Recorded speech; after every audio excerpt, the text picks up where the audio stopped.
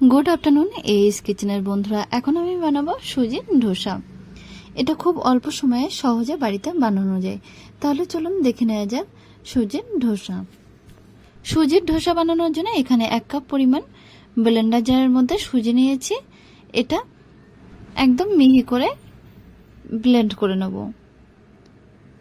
দেখুন একবার ব্লেন্ড করে নিয়েছি। এবার এর মধ্যে দিয়ে দিচ্ছি 3টে কাঁচা লঙ্কা, কিছুটা আদার টুকরো,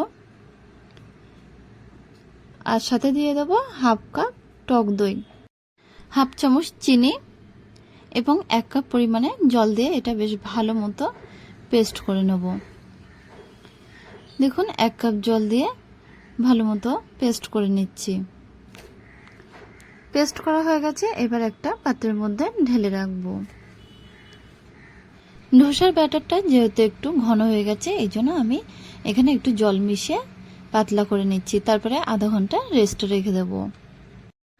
আধা ঘন্টা পরে দেখুন ব্যাটারটা অনেকটাই ঘন হয়ে গেছে। এবার এই ব্যাটারের সঙ্গে 1 চামচ চালের গুঁড়ো মিশিয়ে দেব। চালের গুঁড়োটা মিশিয়ে দেওয়ার পরে একটা হ্যান্ড হুইস্ক দিয়ে বেশ ভালোভাবে মিশিয়ে নিচ্ছি। ব্যাটারটা যেহেতু ঘন হয়ে গেছে, এই জন্য হালকা করার জন্য জল মিশিয়ে দিয়েছি আর 1 চিমটি লবণ দিয়ে দিচ্ছি। অনেক সময় ধোসাগুলোতে জালি কাটে না, সেই জন্য আমি এখানে একটা ইনো প্যাকেট ইউজ করছি। এবার দেখুন মিডিয়াম ফ্লেমে একটি তাওয়া বসিয়ে তাওয়ার মধ্যে 2-4 ফোঁটা সাদা তেল দিয়ে টিস্যু দিয়ে বেশ ভালোভাবে তাওয়ার চারিদিকে লাগিয়ে নিচ্ছি। এবার উপর থেকে অল্প একটু জল ছিটে দিয়ে, জলটাও কিন্তু একটা পরিষ্কার টিস্যু দিয়ে মুছে নেব। এবার 1 হাতা সুজির ব্যাটারটা দিয়ে এইভাবে হাতা দিয়ে স্প্রেড করে নিচ্ছি। তারপরে দেখুন ওপর থেকে অল্প একটু তেল দিয়ে দিলাম।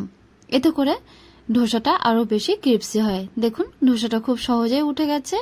আমি আরেকটা ধোসা বানিয়ে দেখিয়ে দিচ্ছি। আবারও 1 হাতা ব্যাটার দিয়ে দিলাম। ব্যাটারটা ঠিক এইভাবে হাতার পিছন দিক থেকে স্প্রেড করে নেব আর ওপর থেকে এরকম ভাবে অল্প একটু সাদা তেল দিয়ে দিচ্ছি। তৈরি হয়ে গেছে আজকে আমার আরো একটি নতুন রেসিপি, সুজির ধোসা। রেসিপিটা যদি আপনাদের ভালো লেগে থাকে তাহলে অবশ্যই ভিডিওতে একটা লাইক দেবেন, আর আমাদের চ্যানেলটা যদি সাবস্ক্রাইব করা না থাকে তাহলে সাবস্ক্রাইব করার অনুরোধ।